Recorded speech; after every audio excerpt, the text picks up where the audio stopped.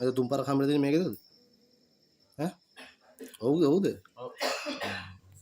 ඔයා පිළිගන්නවද ඒක? ඈ? ඔව්ද? ඈ? කට ඇරලා පොඩ මෙහෙ බලලා. ඔව්. පිළිගන්නවා. අන්න එහෙම කියන්නේ.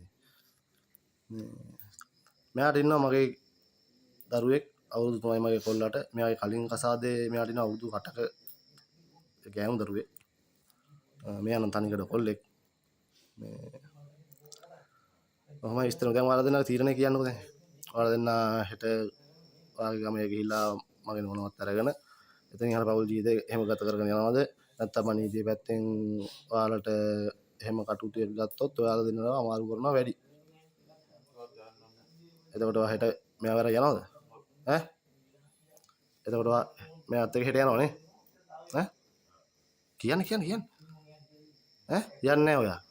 ඈ? ඇයි යන්නේ නැත්තේ? ඒ කියන්නේ ඔයාට මෙයාවත් ඕනි මගෙත් එක්ක ජීවත් වෙන්න ඕනද? ඈ? එහෙමද? අඬන්න එපා. මේ මම කතා කරන්නේ ඔයාගේ මහත්තයා. ඔයා මගේ ගයාබර බිරිඳ වෙලා මේ වෙන මිනිහෙක් එක්ක ගේ ඇතුලේ බුදියගෙන ඉන්නකොට මාට්ටු කරගත්තට පස්සේ මේ කාමරේ මේ ඇඳේදී ආයෙ මම මොනවද කියන්නේ ඔයාලට? ඈ? මගේ දරුවට අවුරුදු 3යි මේ මගේ දරු පැටිය ඇඳේ නිදි. මගේ කාමරේ. මේ මගේ පවුල මේ හොරමිනිහා. මේ මගේ ළඟම ඉන්න මගේ නිව්රත්නයේ වැඩ කරන නිලංක සුරේෂ්. රිය සහායක. ඔව් මගේ ගෙදර මගේ නෝනත් එක්ක බුදියගෙන ඉන්නකොට ගෙදරදී අල්ලගත්තේ. මේ මගේ ගෙදර සාක්ෂි ඉන්නවා ඒවා දෙන්නේ. මගේ අයියා ඉන්නවා. මගේ තාත්තා නංගි පුතා ඉන්නවා. මේ එතකොට හෙට හෂි එහෙමයි වෙන්නේ නේ. හෙට එතකොට දෙන්න මෙයාවත් අරගෙන හෙට කුලියා පිට යනවා. ඒක ස්ථිරයිනේ. ඔව්. ඔවත් හෙට මෙයාත් එක්ක යනවා. ඈ? ඔව් කියන්න. ඔව් හරි ඔයා උත්තර කියන්න. දැන් මෙයා ඔයාව එක්කන් එනවා කියන්නේ.